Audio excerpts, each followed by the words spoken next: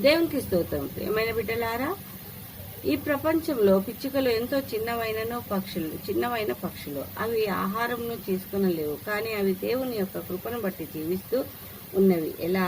దేవుడే వాటి అనుదిన ఆహారమును ఇచ్చి పోషిస్తున్నాడు. అయితే నా ప్రియులారా, దేవుడు పక్షులను జంతువులను పోషిస్తున్నాడా? లేదు. ఈ లోకంలో ఉన్న జీవరాశులన్నిటినీ ఆయన పోషకుడు, రక్షకుడు, ఆదరించువాడును.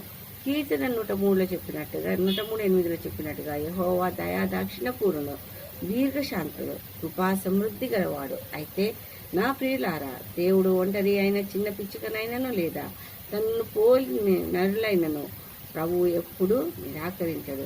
ఎన్నో కష్ట నష్టంలో వచ్చినప్పటికీ భయం లేక బాధ లేక ఉండాలి, కానీ నేను ఒంటరి దానని అని ఏడ్చుకుంటూ కూర్చోవద్దు. ఎందుకంటే చిన్నదైనప్పటికీ పిచ్చుకను వదిలివేయలేదు కదా.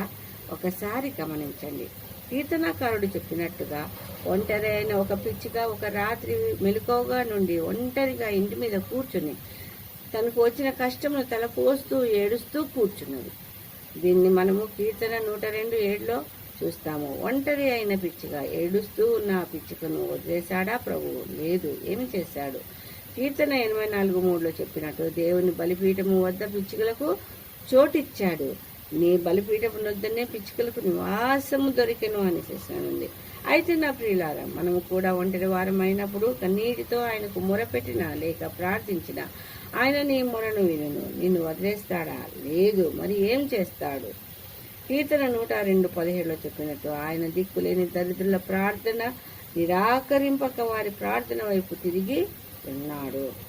రెండవదిగా, ఒక వేటగాడు వల వేసి పిచ్చుకలను పట్టుకొని కాసులకు అమ్మబడినను వాటిలో ఒక్కటైనను నిలబడునా? లేదు ప్రియులారా. మత్తయి 10:29-32 వరకు చూసినట్లయితే 2 పిచ్చుకలు కాసులకు అమ్మబడును కదా. అయినను మీ తండ్రి సెలవు లేనిదే వాటిలో ఒకటైనను నేలను పడదు. అలాగే మీ తల వెంట్రుకలు లెక్కింపబడి ఉన్నవి కనుక మీరు భయపడకుడి, మీరు అనేకమైన పిచ్చుకల కంటే శ్రేష్ఠులు. ఇక్కడ ఒక ఉదాహరణను గమనిద్దాము. మత్తయి 8:1-8 వరకు. ఒక కుష్ఠరోగి, ప్రభువా నీకు ఇష్టమైతే నన్ను శుద్ధుని చేయమన్నప్పుడు చేయి చాపి వాడిని ముట్టి నాకిష్టమే, నీవు శుద్ధుడు కమ్మన్నాడు. తక్షణమే వాడు శుద్ధుడాయను. అదేవిధంగా ఒక శతాధిపతి వచ్చి తన దాసుడు పక్షవాతంతో మిగుల బాధపడుతున్నాడు, కావున నీవు మాట మాత్రము సెలవిమ్మని అతను స్వస్థపడునని అన్నాడు. వెంటనే ఆశ్చర్యపడి ఇక వెళ్ళుము, నీవు విశ్వసించిన ప్రకారము నీకు అవునుగాక అనెను. ఆ గడియలోనే అతని దాసుడు స్వస్థతను నొందెను. కీర్తన 43:3-4 వరకు మనం చూసినట్లయితే నీ వెలుగుని సత్యమును బయలుదేరజేయము, అవి నాకు త్రోవ చూపును, అవి నీ పరిశుద్ధ పర్వతమునకు నీ నివాస స్థలమునకు నన్ను తోడుకొని వచ్చును. అప్పుడు నేను దేవుని బలిపీఠమునద్దకు నా ఆనంద సంతోషములు కలగజేయు దేవుని యొద్దకు చేరుదును అని వ్రాయబడి ఉన్నది. అదేవిధంగా ప్రసంగి 9:4-5 వరకు చచ్చిన సింహం కంటే బ్రతికిన కుక్క మేలు, బ్రతికిన వారు చతురని తెలుసు, చచ్చిన వారి పేరు మరవబడును అని తెలుసును. కావున దేవుని కృప వల్లనే కీర్తన 128:2లో నీ కష్టార్జితము తిందువు, మరియు ప్రసంగి 9:12లో తమ కాలము ఎప్పుడు వచ్చునో నరులెరుగరు, చేపలు వలలో చిక్కబడినట్లు పిట్టలు వలలో పట్టబడినట్లు అశుభకాలమున హఠాత్తుగా తమకు చేటు కలుగునప్పుడు వారు చిక్కుపడతారు.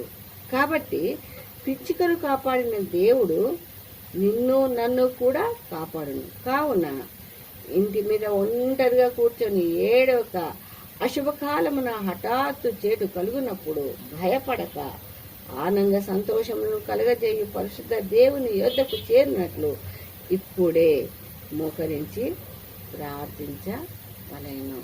కాబట్టి ఎటువంటి పరిస్థితుల్లోనైనాను ఒంటరి వారమని తలపోయక దేవుడు మనకు ఎల్లప్పుడూ తోడై ఉన్నాడని ఆయన యొద్దకు చేరి మనము ప్రార్థించినట్లయితే మనకు సంతోష సమాధానం కలుగుజాయేవాడు మనకు ఉన్నాడని దేవుని యందు విశ్వాసం ఉంచి ఆయన యొద్దకు చేరి ఆయనకు ప్రార్థిద్దాము. ఆ విధంగా చేయుటకు దేవుడు తన పరిశుద్ధాత్మతో సహాయం మనకు అనుగ్రహించును గాక.